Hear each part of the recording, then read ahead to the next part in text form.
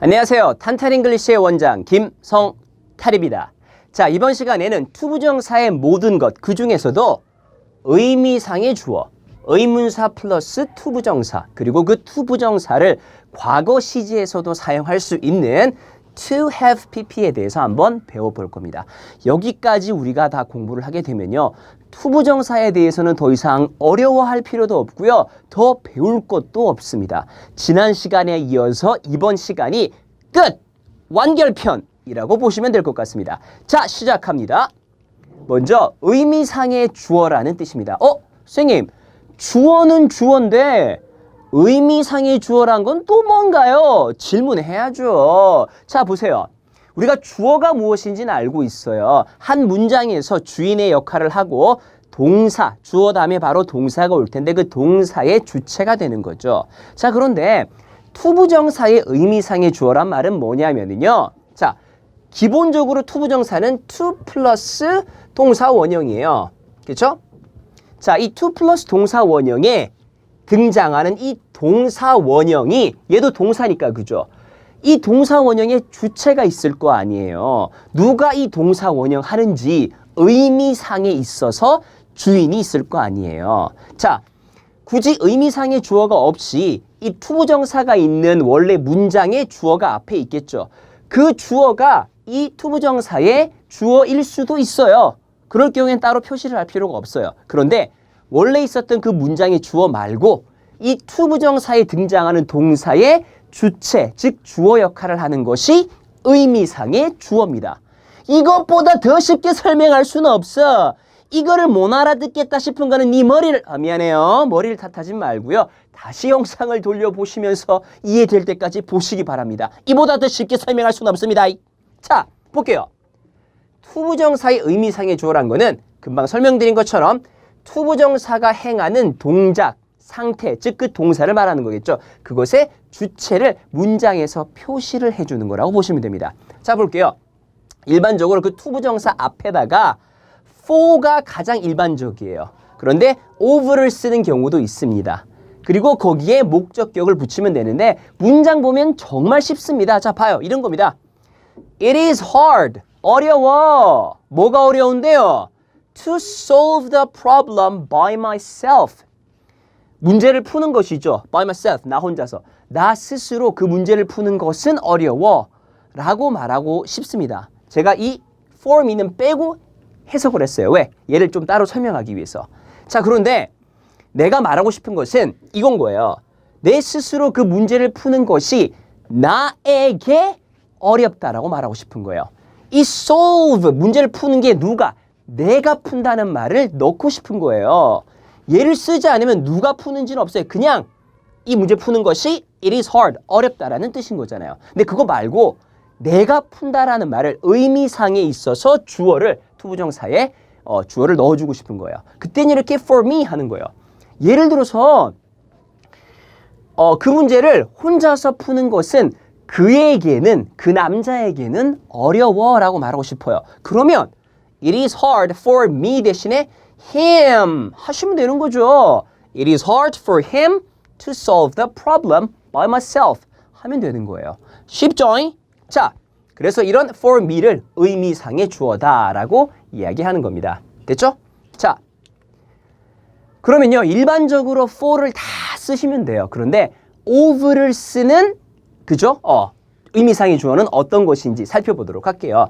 사람의 성격이나 성품, 그죠? 어떤 그 사람에 대해서 설명한, 예를 들어서 이제 원장쌤을 보면은 intelligent, handsome, 뭐 이런 것들이 있죠, 그죠? 네, 이제 그런 것들, handsome은 아니네요. 성격이니까, 그죠? 네, 그걸 강조하고 싶었네, 내가. 미안해. 자, 그래서 성격이나 성품을 나타내는 형용사가 투부정사와 사용될 때는 for me, for him 쓰지 않고 of me, of him으로 of를 쓴다는 것을 기억하셔야 됩니다. 그래서 good, 착한, honest, 정직한, foolish, 어리석은, kind, 친절한, 이 단어를 외우시지 마시고요.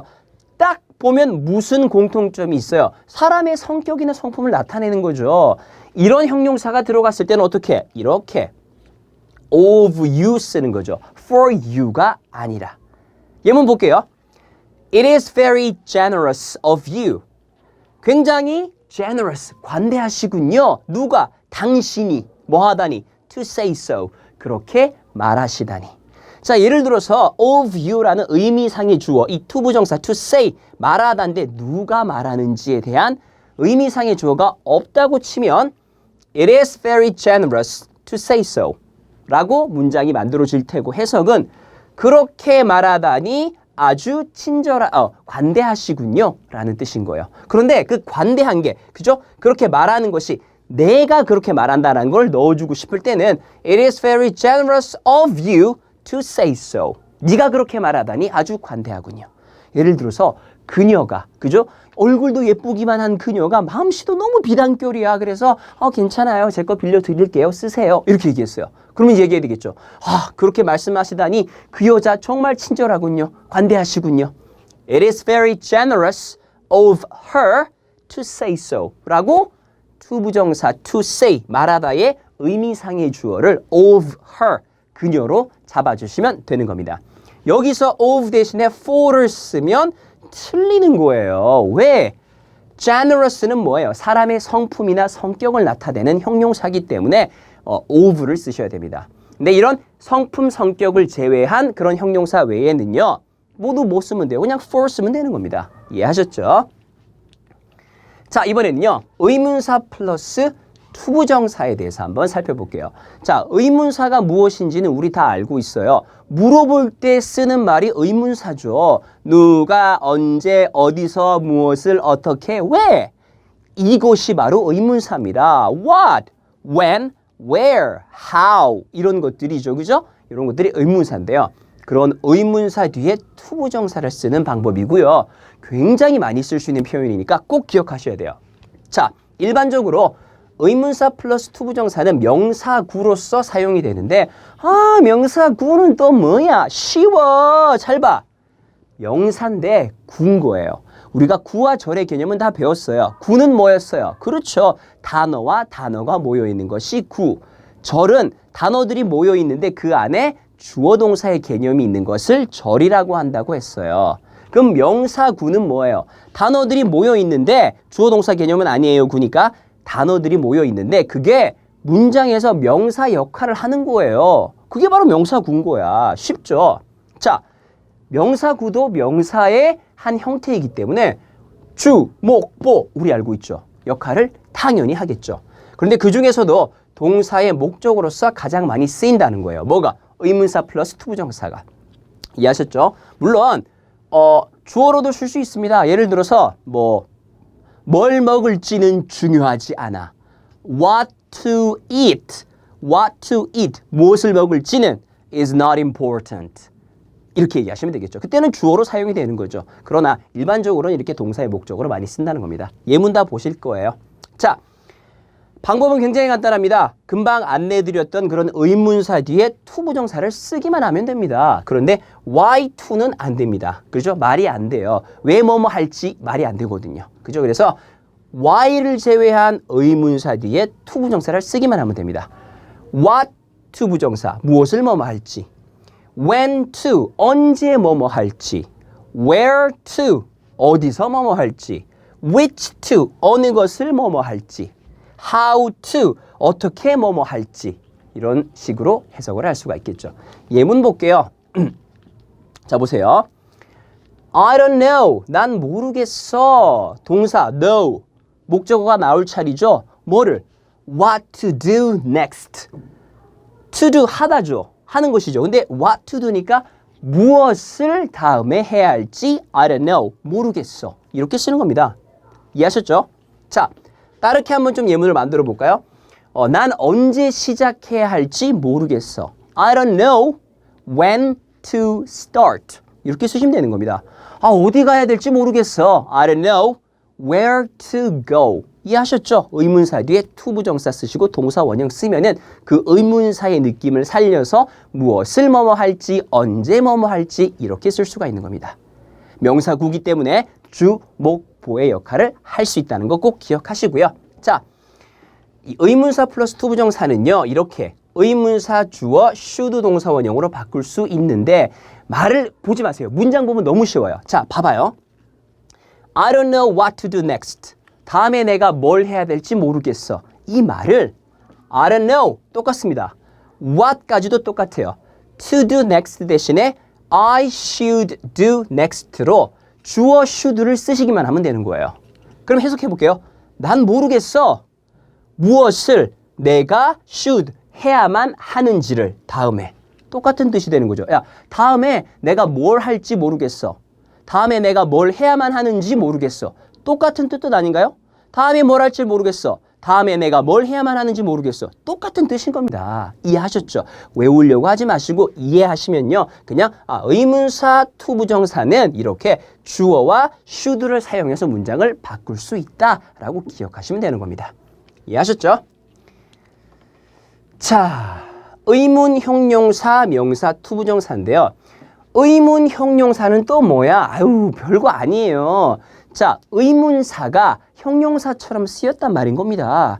심플하게 생각하세요. 물어보는 말 의문사가 형용사. 형용사 하면 내가 뭐 생각해야 된다 그랬어요? 명사, 수식. 다시, 형용사 하면 뭐? 명사, 수식. 즉, 의문사, 물어보는 말이 명사를 수식해주는 형용사처럼 쓰였단 말인 거예요. 즉, 의문사 뒤에 명사를 쓰기만 하면 되는 겁니다. 자, 그래서 명사 오잖아요. 그쵸? 그 다음에 투부정사 쓰는 거야. 앞에서 보셨던 의문사, 투부정사 사이에 명사가 쏙 들어간 것밖에 없어요. 문장 보면 더 쉬워요. 자, 봐봐요. I can't decide. 나는 결정할 수 없어. Which road니까 무슨 길을. 그죠? 이때 which가 의문사인데 뒤에 road를 꾸며주고 있잖아요. 무슨 길. 의문 형용사가 되는 거죠. To do, to take, to take. 선택해야 할지, 취해야 할지, 가져야 될지란 말이죠. take는 가지다, 취하다라는 뜻이니까. 그래서 I can't decide. 난 결정할 수 없어. Which road, 무슨 길을 to take, 취해야 할지. 자, 이 말은요. I can't decide which road I should take. 앞에 나왔던 것과 똑같죠? 의문사, 투부정사 구문은 의문사 I 또는 주어 쓰시고 should 쓰시는 거라 그랬죠. 똑같은 형식으로 나는 결정할 수 없어. Which road, 무슨 길을 I should take, 내가 골라야 할지, 취해야 할지 같은 뜻이 되는 거죠. 됐죠? 자, which나 what이 의문 형용사를 쓰면 바로 뒤에 명사 보이는 것처럼 이렇게 쓸 수 있다는 겁니다. 이해하셨죠? Which road, 그렇죠? 또는 뭐 무슨 색깔을 골라야 할지 난 모르겠어. I don't know what color, 무슨 색깔을 to take, to choose 하시면 되겠죠. I don't know what color to choose. 내가 무슨 색깔을 선택해야 될지 모르겠어. I don't know what color to choose. 됐죠? 여기서 color가 to choose 사이에 들어간 것밖에 없습니다. 됐죠? 또는 어떻게 바꿀 수 있어요? should를 써서 I don't know what color I should choose로 바꿀 수 있다는 겁니다. 이해하셨죠? 자, 이번에는요. 투부정사의 과거에 대해서 한번 써보겠습니다. 배워보도록 할게요. 자, 투부정사는 기본적으로 시간의 어떤 의미를, 정보를 주는 시제는 가지고 있지 않습니다. 봐봐요. To study, 공부하는 것, 공부하기. 그쵸? 뭐 이렇게 쓰였다 칩시다. 언제 공부했는데요? 그건 몰라요. 투부정사 안에는 시간에 대한 정보는 없습니다. 그쵸? 동사 원형을 쓰니까. 자, 그런데 내가 이 투부정사를 과거에서 쓰고 싶은 거예요. 자, 그럴 때는 어떻게 하면 되냐면요. 심플합니다. to 뒤에다가 have pp를 쓰시면 돼요. to, 투부정사니까 to 써야 되겠죠? 그 뒤에 have pp를 씁니다. 자, to 뒤에는 동사 원형을 써야 되기 때문에 have 동사 원형 쓰고요. 그리고 내가 쓰고 싶은 의미의 동사에 pp 형태를 쓰면 되는 거예요. 그래서 to have pp 하게 되면은 투부정사를 과거에서 쓸 수 있다는 것을 기억하시기 바랍니다. 예를 들어서 이런 겁니다. 봐봐요. Sam seems. Sam은 뭐뭐인 것처럼 보인다. 뭐인 것처럼 보여요. To have lived in Greece. 자, 잘 보세요. Sam seems to live in Greece라고 말하면은 Sam은 지금 그리스에 사는 것처럼 보인다. 쌤, 걔 그리스에 사는 것처럼 보이는데 산토리니 냄새가 나던데 라라라라라라라 이거 알아요? 네, 자, 어쨌든 Sam seems to live in Greece 하게 되면은 현재형이죠. 투부정사 그대로 Sam은 그리스에 사는 것처럼 보인다. 그런데 말입니다. 나는 이렇게 말하고 싶은 거예요.